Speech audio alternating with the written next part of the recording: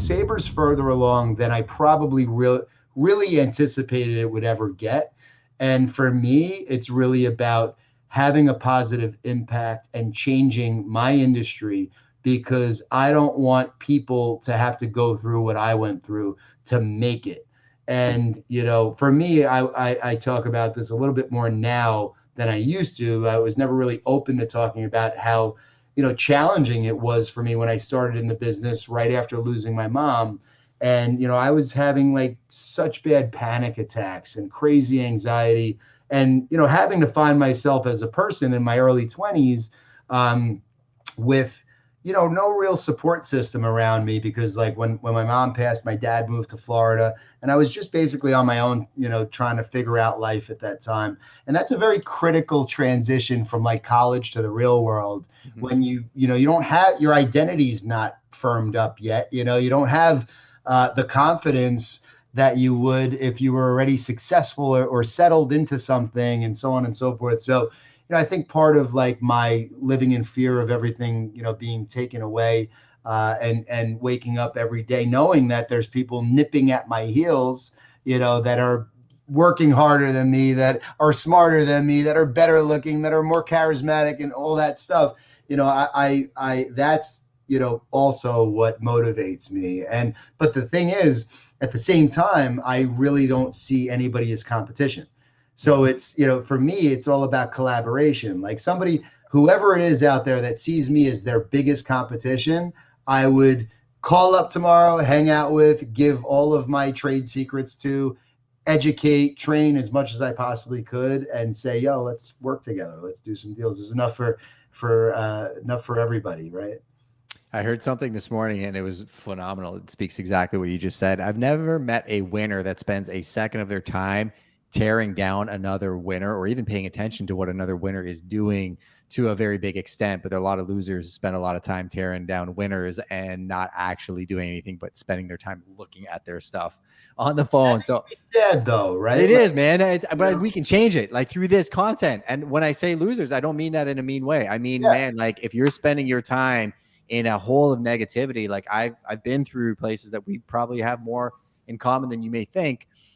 I want to pull people out of there, right? I want to help people understand that there is a light at the end of the tunnel. You can have positivity in your life. You can be self-deprecating. You can laugh at yourself. You can have fun. You can find beauty in the struggle. You can find beauty in the success, but it is perspective. And we need people like you, I think, out there, especially in an industry that can be so buttoned up as commercial real estate, moving the needle in a big way. I got 2 more questions. I'm going to be respectful of your time because I know you got lots to do. Phenomenal conversation.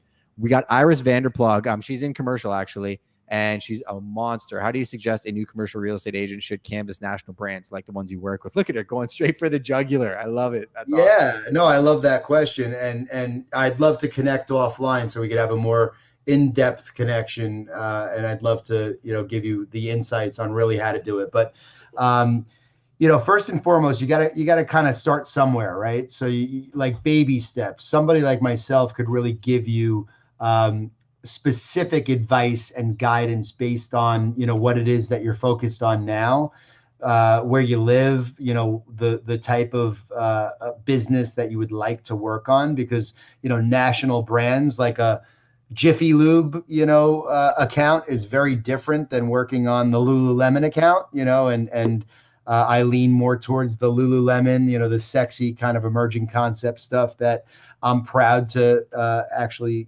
work with. I would imagine that you're in that same boat where you'd probably prefer to be working with Lululemon over Jiffy Lube. By the way, Jiffy Lube's an awesome account, and SABRE would absolutely, please do.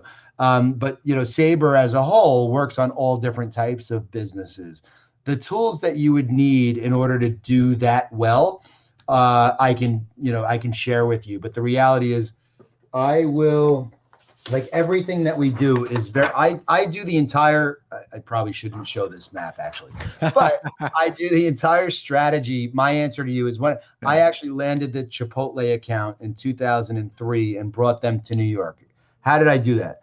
I did the entire strategy up front. So when I actually, sorry, we had a quick disconnect there. It just said you landed the Chipotle account, and then what did you say after that? Yeah, so this is a good story. So early in the business, I was 3 years in. I had landed the Starbucks account. And I got pretty lucky. I was invited to a pitch. The senior person that invited me to that pitch completely clammed up in the meeting and actually had like a panic attack and couldn't really get his words out. So I kind of carried us through that meeting. I never thought we would win the business. They gave me an opportunity, which was, the opportunity of a lifetime. And the minute that somebody gives me an opportunity, I'm never going to let them down. I'm going to meet and exceed their expectations, which I did, which is why I showed up to move their offices when they were moving in a suit and tie in my mid-20s to help Starbucks move their office on a weekend.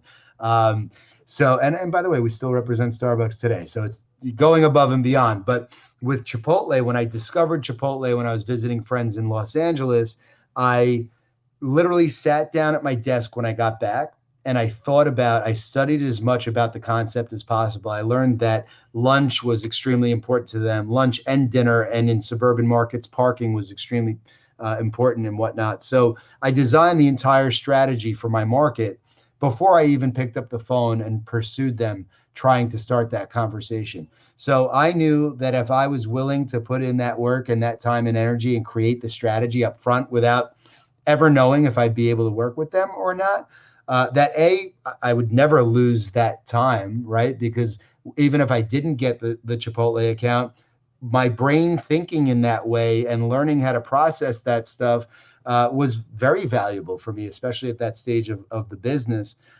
So, it's that, but it's also, I could tell you other things that are way more specific that you need to take into consideration when pitching a national account.